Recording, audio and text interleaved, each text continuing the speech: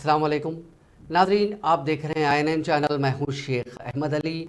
इस news bulletin में आइए नज़र डालते हैं दिन भर की बड़ी खबरों पर। इसराइली फौजियों ने आज गाज़ा शहर को घेरे में ले लिया और महसूर इलाके के शुमाली हिस्से को मुनक़ते कर दिया, क्योंकि गाज़ा में रात भर कई घंटों से राब्ता मुनक़ते हो गया था। इसराइली मीडिया की रिपोर्ट के मुताबिक पीर या मंगल को फौजियों के शहर में दाखिल होने की तवक्को है और अस्करियत पसंद जिन्होंने बरसों से तैयारी की है, सुरंगों के वसी नेटवर्क का इस्तेमाल करते हुए गली गली लड़ने की तवक्को है। गाज़ा की वजारत सेहत के मुताबिक 1 माह पुरानी जंग में दोनों तरफ से हलाकतों में इजाफे का इम्कान है, जिसमें अब तक 9,700 से ज़्यादा फ़लस्तीनी हलाक हो चुके हैं। इसराइल में हमास के खूरेज़ हमले के साथ जंग शुरू होने के बाद से तकरीबन 15 लाख फ़लस्तीनी या तकरीबन 70% आबादी अपने घर बार छोड़ चुके हैं, जिसमें 1400 से ज़्यादा अफराद हलाक हुए, जिनमें ज़्यादातर आम शहरी थे। खुराक, अद्वियात, ईंधन और पानी कम हो रहा है और अक़वाम मुत्तहिदा के ज़ेर इंतज़ाम स्कूलों में पनाह गाहें हैं। बहुत से लोग बाहर सड़कों पर सो रहे हैं। इसराइल ने अब तक इंसानी बुनियादों पर इमदाद की फराहमी में सहूलत फराहम करने के लिए लड़ाई में वक्फे यानी सीज़ फायर और हमास के 7 अक्टूबर के छापों में पकड़े गए अंदाजे के मुताबिक 240 कैदियों में से कुछ की रिहाई के लिए अमरीकी तजावीज़ को मुस्तरद कर दिया है। इसराइल ने जॉर्डन और मिस्र समेत अरब ममालिक की जानिब से वसीतर जंगबंदी के मुतालबात को भी मुस्तरद कर दिया है, जिसने कई दहाइयों कबल उसके साथ अमन कायम किया था।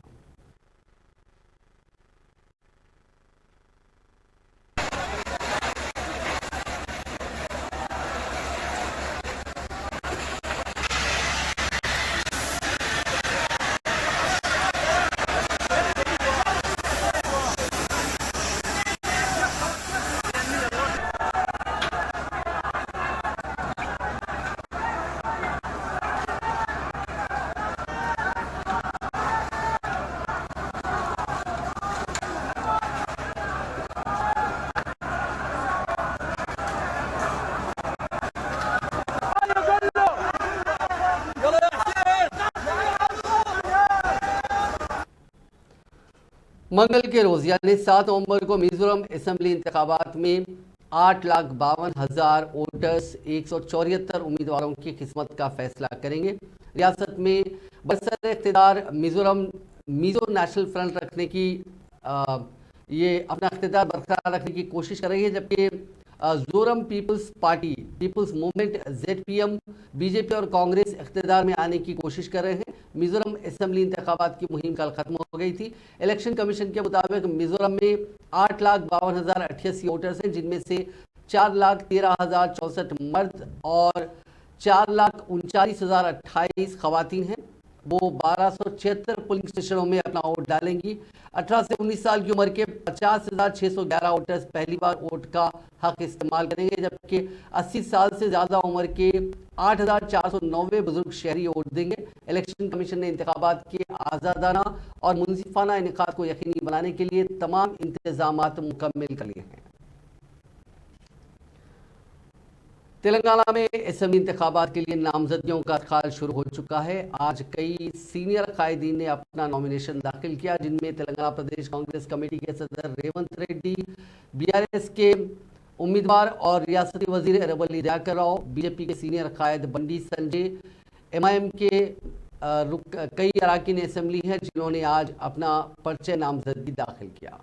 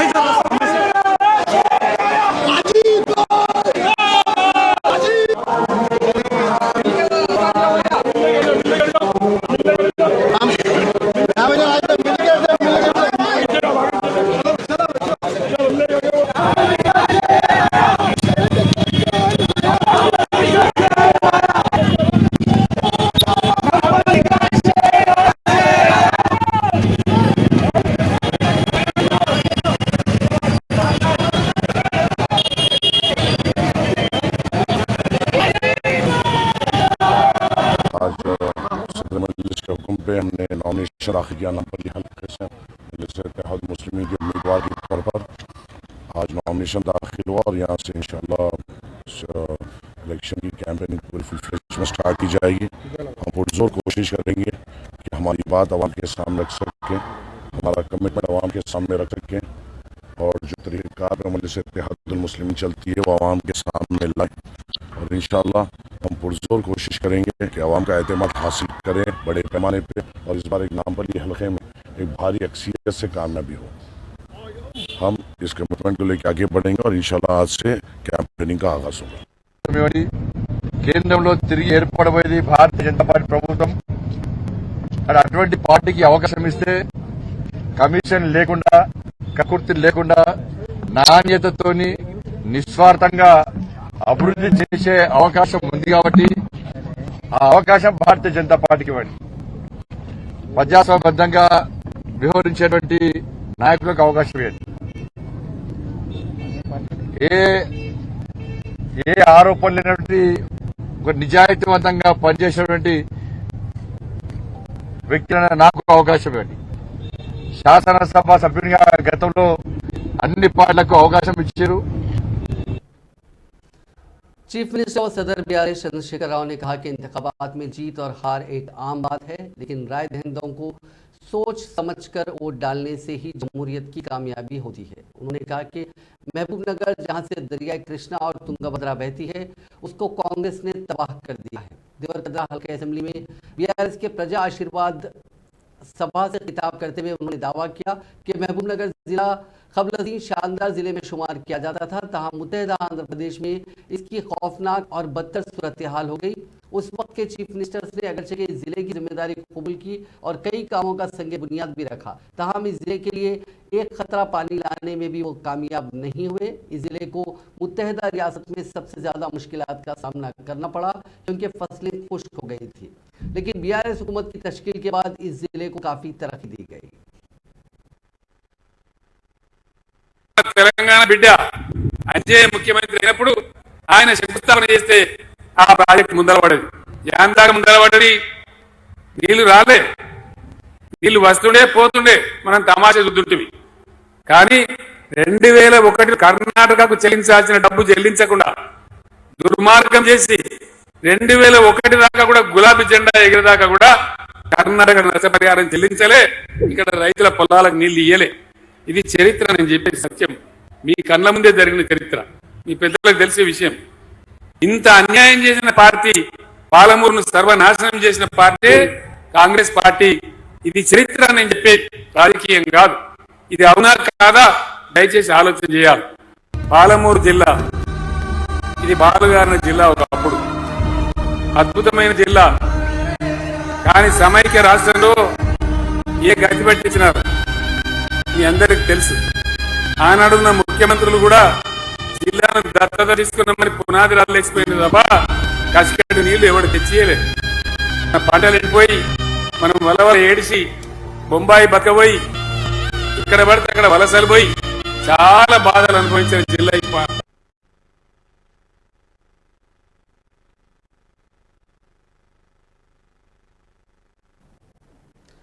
चीफ मिनिस्टर चंद्रशेखर राव के हेलीकॉप्टर में तकनीकी खराबी पैदा हो गई, जिसके बाद पायलट ने हेलीकॉप्टर के रुख को सिद्दीपेट जिले के रावली में वाक़ चीफ मिनिस्टर के फार्म हाउस की तरफ मोड़ दिया। BRS सरबराह इंतखाबी मुहिम के हिस्से के तौर पर जलसे से खिताब के लिए महबूबनगर जिले के देवरकुंडा जा रहे थे कि इस हेलीकॉप्टर के पायलट ने इसमें तकनीकी खराबी महसूस की। चीफ मिनिस्टर के दफ्तर के मुताबिक चौकस पायलट ने इसके रुख को KCR के फार्म हाउस की तरफ मोड़ते हुए महफूज तौर पर लैंडिंग करवाई।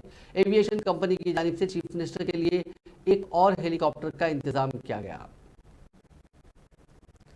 BRS के कारगुजार सदर व वजीर तारक रामाराव ने कहा कि 30 नवंबर को KCR फिल्म धूम मचाने वाली है और इस इंतखाबात में BRS की सेंचुरी यकीनी है। विमलावाड़ा असेंबली हल्के में BRS के जलसे आम से खिताब करते हुए KTR ने कहा कि हमारा तेलंगाना फिल्म की कहानी, screen play, direction chief minister Chandrashekhar Rao कर रहे हैं, जबकि कांग्रेस फिल्म कन्नड़ा प्रोडक्शन में बन रही है, जिसके डायरेक्टर दिल्ली में है और एक्टर गुजरात के हैं, जो बुरी तरह फ्लॉप होने वाली है। రాహుల్ గాంధీ గారు, మీ సవాలును మేము స్వీకరిస్తున్నాం. మీ సవాలును తెలంగాణ సమాజం స్వీకరిస్తున్నది. నవంబర్ 30 నాడు జరిగే ఎన్నిక ఖచ్చితంగా ఢిల్లీ దొరలకు 4 కోట్ల తెలంగాణ ప్రజలకు మధ్యన జరిగే ఎన్నిక.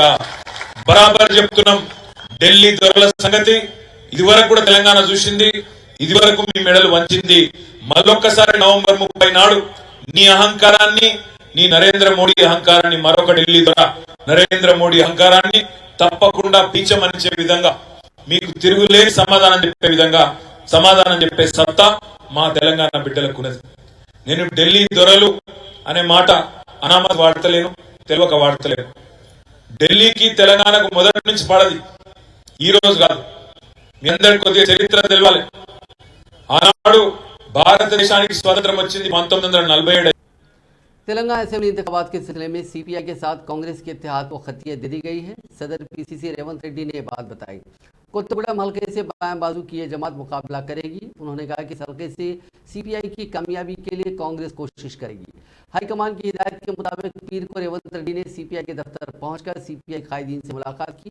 उन्होंने इंतखाबात के बाद सीपीआई के लिए 2 MLC हल्के देने का वादा किया। उन्होंने कहा कि कांग्रेस सीपीआई में तालमेल के लिए एक कमेटी कायम की जाएगी। जिले आदिलाबाद में कांग्रेस पार्टी को आज उस वक्त शदीद धक्का लगा जब पीसीसी सेक्रेटरी जी सुजाता, आदिलाबाद जिला कांग्रेस कमेटी सदर साजिद खान और साबिक market committee chairman Sanjeev Reddy ने अपने हामियों के हमरा कांग्रेस से इस्तीफा पेश कर दिया। उन कायदीन ने टिकटों की तकसीम में हुई नाइंसाफियों का इल्जाम लगाते हुए ये इस्तीफा पेश कर दिया। उन कायदीन में संजीव रेड्डी ने आज़ाद उम्मीदवार की हैसियत से इंतखाबात में हिस्सा लेने का ऐलान किया।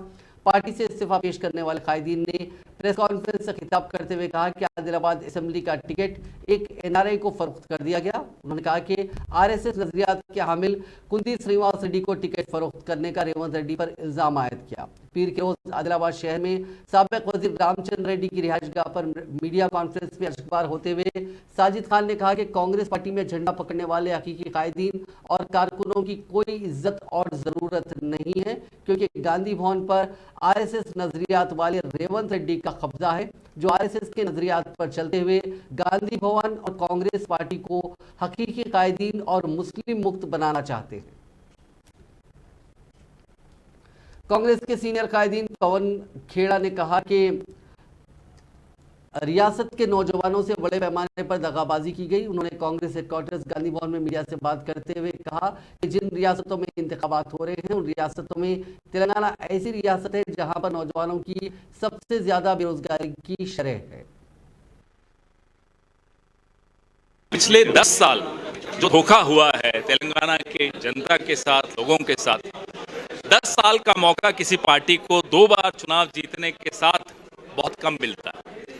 और अगर 10 साल गंवा देते हो आप, लोगों को धोखा देते हो आप, नौजवानों को धोखा दिया, बेरोजगारी 15%, पूरे देश में 5 राज्यों में चुनाव हो रहे हैं, इन 5 राज्यों में सबसे ज्यादा बेरोजगारी तेलंगाना में है, 15%, यानी कि 40 लाख नौजवान यहाँ के बेरोजगार हैं। अभी आपने थोड़े दिन पहले मंत्री प्रवल्लिका का आत्महत्या का प्रकरण देखा, यहीं हैदराबाद में हुई आत्महत्या, एग्जाम टाइम पे न होना, रिजल्ट टाइम पे न आना।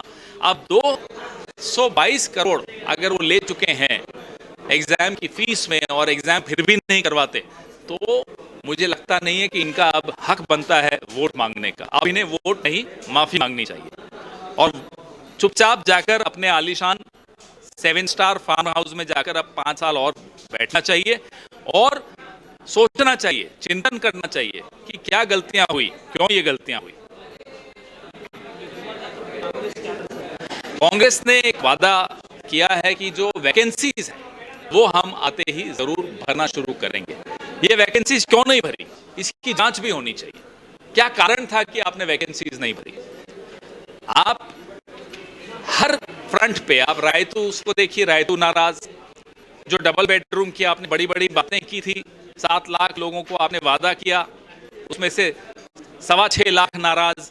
तो ये सब बातें जो हैं ये बताती हैं कि एक ऐसा राजा यहाँ बैठा है जिसको थोड़ी सी भी शर्म नहीं आती कि उसने हर वर्ग। महिला कांग्रेस की सदर और गोशा महल सीट की उम्मीदवार सुनीता राव ने आज बेगम बाजार पुलिस स्टेशन पहुंचकर कांग्रेस पार्टी के कैंपेन व्हीकल जब्त किए जाने पर अपना एतराज जाहिर किया। कांग्रेस के कई सीनियर कायदीन ने भी पुलिस के इस इक़दाम की मजम्मत की।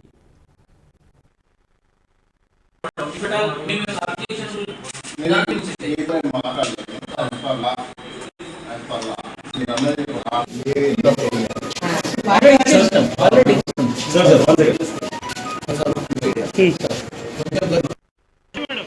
हम लोग सब सीनियर लीडर्स हैव कम यहाँ पे कंप्लेंट देने आए हैं बेगम बाजार पुलिस स्टेशन में। इसी 3 दिन पहले कंप्लेंट कुछ फ्लिंग स्क्वाड वाले दिए बोल के बता रहे थे। हमको यही आश्चर्य हो रहा है कि इसी ने कंप्लेंट दे दिया विदाउट इंटीमेशन। पुलिस वाले गांधी भवन के पार्टी ऑफिस में घुस के ये जो हमारे गाड़ी कैंपेनिंग का व्हीकल लेके गए उसको हम लोग कंडेम कर रहे। क्यों बोले तो प्रॉपर नोटिस दिए तो हम कुछ हैंड ओवर कर देते ना। आप इंटीमेशन ही नहीं दिए। हाँ, EC has every power to make a complaint against us. But I, as a woman candidate, I am contesting from Congress party, from Gosha Mahal, then why they are not providing me security? Can EC say about that? So I have filed a nomination also, and with B form also we are filing the nomination.